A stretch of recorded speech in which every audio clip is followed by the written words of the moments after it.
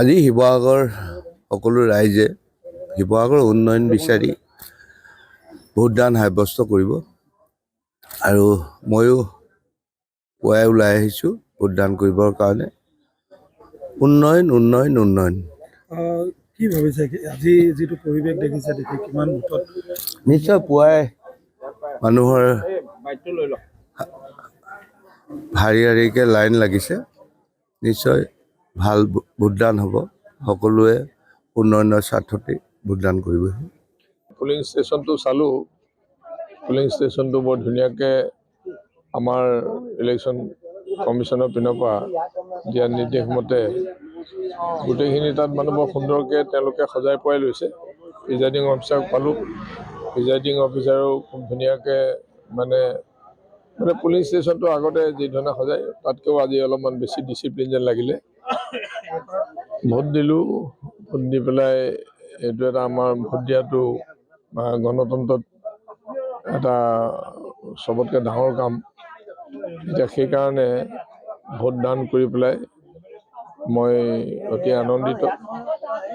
আৰু মই বতৰটো চাইছোঁ, কালি ৱেডাৰ ফৰকাষ্ট যিটো আছিলে যে বৰষুণ হ'ব পাৰে, অৱশ্যে ঠিকেই বতৰটো এতিয়া যথেষ্ট ডাৱৰীয়া, বৰষুণ হোৱাৰ সম্ভাৱনা আছে। তথাপি এতিয়ালৈকে ভোটাৰসকলে অতি সুন্দৰভাৱে তেওঁলোকে আহি পেলাই ভোটদান কৰিব পাৰিছে। পৰিৱেশটো যথেষ্ট ভাল। আৰু মই এটা মোৰ এই কেম্পেইনৰ সময়ত ঘূৰি ঘূৰি মোৰ এটা বিশ্বাস হৈছে যে শিৱসাগৰৰ ৰাইজে এইবাৰ শিৱসাগৰখনক নতুনকৈ সজাই পৰাই তোলা আৰু ডেভেলপমেণ্টৰ স্বাৰ্থতেই এইবাৰ কিন্তু তেখেতসকলে নিৰ্ণায়ক ভোট তেখেতসকলে দান কৰিব।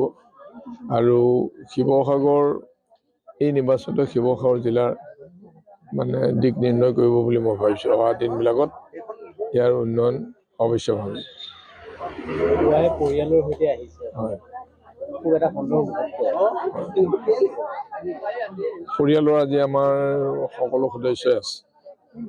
সকলো সদস্যই আছে। আমি দুই এজনে অলপ পিছতে হৈ, কিন্তু প্ৰায়বিলাক গোটেইখিনিয়ে আমি আহি পেলাই ভোটদান কৰিছোঁ।